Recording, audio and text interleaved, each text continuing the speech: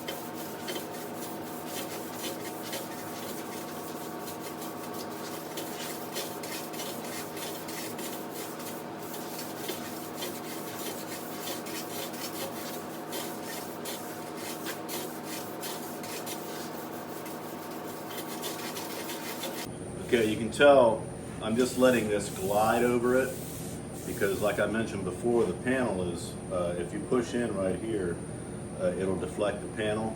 Don't want to do that because when you're driving down the road, that panel's not going to be pushed in unless you get in an accident. So what you're going to see is the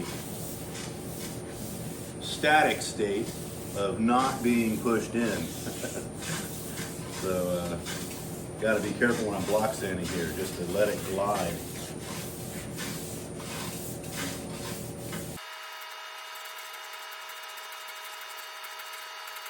It's also important to go in different directions, like you see me doing, so that you're not creating any kind of lines, or, it's just a more accurate way of doing this, to get it from all different angles.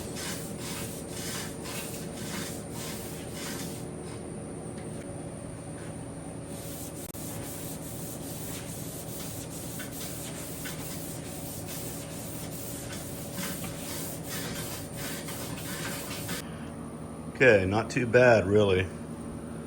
All of the dark areas are pretty shallow. That could use a little bit of glaze. That one right in here. Sorry about that, right in here. But it's really, this probably needs a little bit more.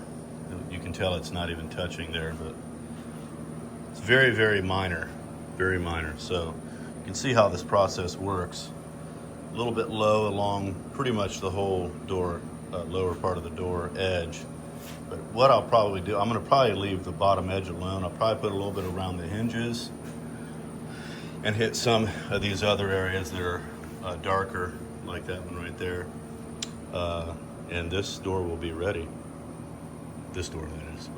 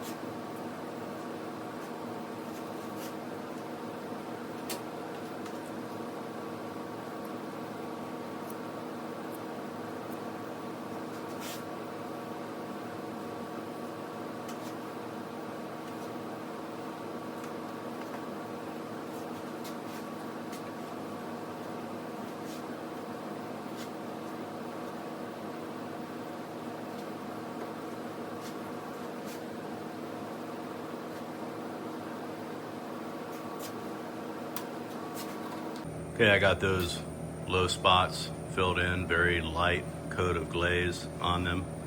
And so I let that sit up for about 20 minutes and be ready to block sand them back. Okay, I got this glazed. This is the driver door. Got this glazed and blocked down again. I ended up blocking it very aggressively with 180 because it's the thing I don't like about glazes. They're very hard to sand back to a feathered edge again.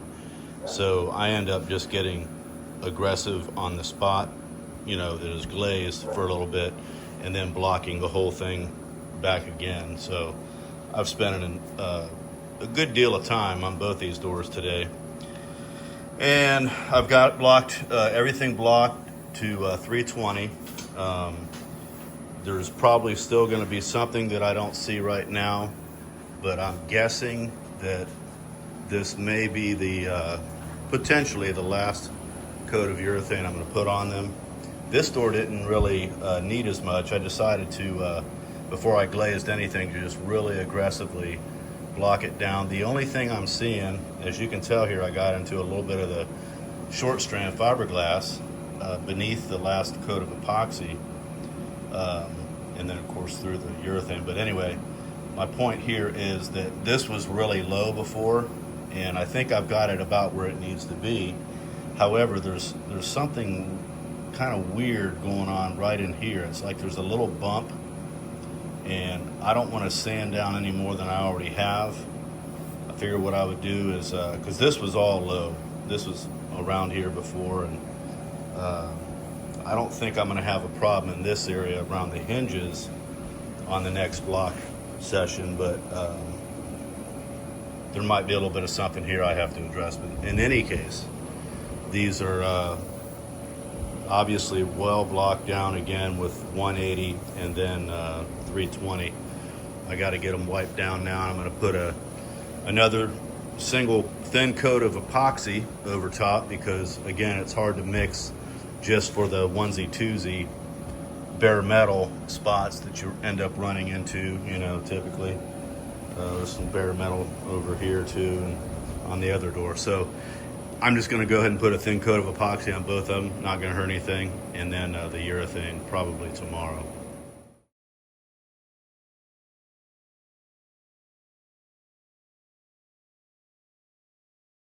All right, I pulled this thing out because I got to move that mat in there so I get up underneath it and do some work underneath. But it gives me an opportunity to see what the body looks like too. It's looking pretty straight so far. Get those front fenders on and see where we're at, but yeah, it's looking good. Working on this firewall, with some dirt on there, while I'm letting these rockers just sit for a few days. Working on this firewall because I got to get it painted black, and now that everything is off of it, it's much easier to get to. So I've been sanding a little bit here, and I'm going to do some treatment with the fast etch on the rusty areas. Took the battery tray out and everything. Gonna go ahead and scuff this side too and repaint it, get some epoxy on it and paint it. So it'll look nicer. Okay, I haven't videoed in a few days, but I've been working on this dashboard. Had my daughter come out and tape everything off for me. She did it last time, did an excellent job. So I had her do it again. It's very detail oriented. And anyhow, instead of taking the whole dash out and taking all the gauges and everything out of it and painting it, which would be great, but I don't want to have to tear into all of that. So got that taped off, got it sanded to 320.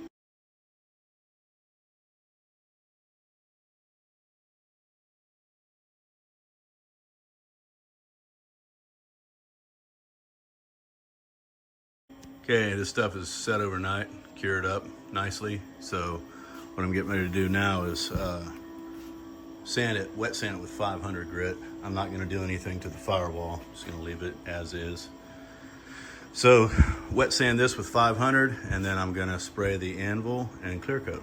Here we go. Okay, that's the anvil gray with 2 coats of clear coat on it. And got the dash done as well. Have to pull it out in the sunlight when it's dry. can tell I've got some orange peel, so my air pressure may not have been up high enough. It's right there, but I do believe most of that is going to be under the dash. Anyway, the rubber part of the dash. So went ahead and hit this up here as well. If I need to, I can rub that out and buff it, or scuff sand it and put another coat on there. But had enough to do the firewall, so I went ahead and did that as well. And I kind of like it, actually. It was a dull, just black epoxy that was on there. Now it's clear coated. It does actually look nice. Nicer than I thought. So, yeah, that looks pretty good. Yeah, I brought this out in the sun, have a look at it, and I'm liking it. It's got a nice bluish cast to it, but gray at the same time. I like the way the clear laid out on this glove box door better than it did on the dash. I think I had the volume pressure up too high, therefore the paint didn't atomize properly. So what I'll have to do is I'll just have to water sand with 600 grit on that and reshoot some clear on it. But that's going to do it for this episode. Thanks for watching, and we'll see you on the next one.